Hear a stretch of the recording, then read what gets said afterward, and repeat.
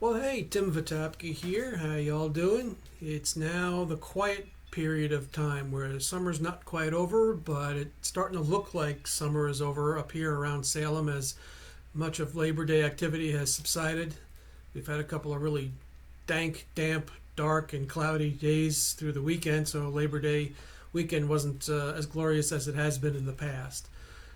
That said, speaking of things that haven't been terribly glorious, I'm going to feature an aspect of lakeside management that involves E. coli sampling around Salem. And today we're going to go out into the field, so to speak, with our coverage, and I'm going to introduce you to Ross Ogilvie, who, with Dennis Bond over the last few years, has handled much of the E. coli sampling by hand. It's a manual process, and he'll explain what he used to do. And what's interesting here is the ingenuity that I guess you'd say the necessity level drove as Ross shifted his tactics from one very mucky technique to a more pretty darn ingenious, wily coyote kind of ingenuity that he's demonstrated here. So rather than me try to explain it to you, I figured we'd go down to the boat ramp and take a look at what he's developed and what he's using today, and enjoy. Morning, this is Ross Ogilvie here at Big Lake, Salem. Today we're going to talk a little bit about a device that we built to make taking water samples for E. coli sampling a lot easier. I'm going to start out with talking a little about what we used to do. Used to get sample bottles. We still get sample bottles from the state at the state lab in Colchester, Vermont. Used to take these, and the directions are you're supposed to take samples in 3 feet of water, 1 foot down from the top.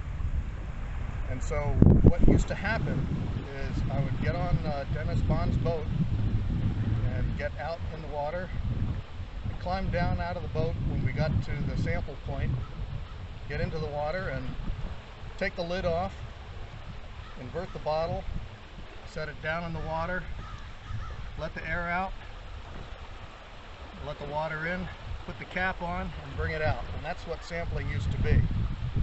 The unfortunate side of that was I used to also get stuck in the mud, and I would bring up lots of muck onto Dennis's nice clean boat, and the whole process was somewhat of a nuisance.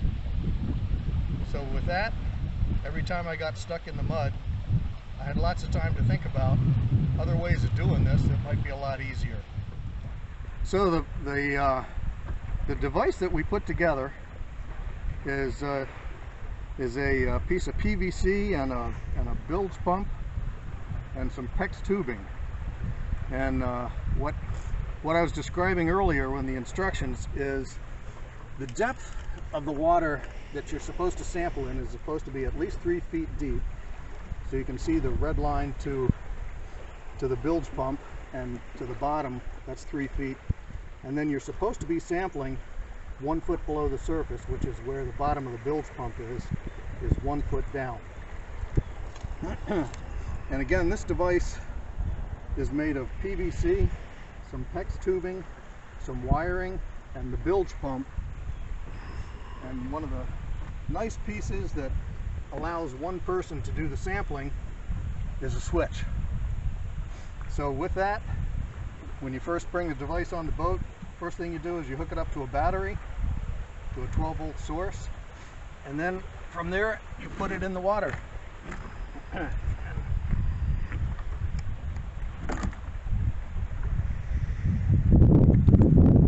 So put it into the line,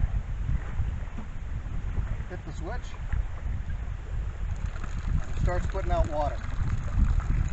So the first thing I like to do every time I do this is let it purge all the previous sampling water out for about 10 seconds.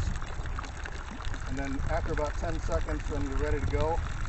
And I simply take the sample bottle, fill it up, and bingo, sample. and it's all done. Has saved me and Dennis lots of time cleaning up and making messes and everything else and getting stuck in the mud. So all in all, this has been a big success, and it doesn't seem to have affected any of the sampling. I will add one other thing. I procrastinated on building this thing for decades. One of the things I was really concerned about, and it was, would the accelerations and such in that pump kill the E. coli? And I can safely say at this point it does not. So if anybody ever wants to build one of these things, the E. coli still works and the samples work just fine. Good luck if you decide to use something like this. And thanks for listening on behalf of the Salem Lakes Preservation Association. And signing off, Ross Ogilvie at Big Salem Lake.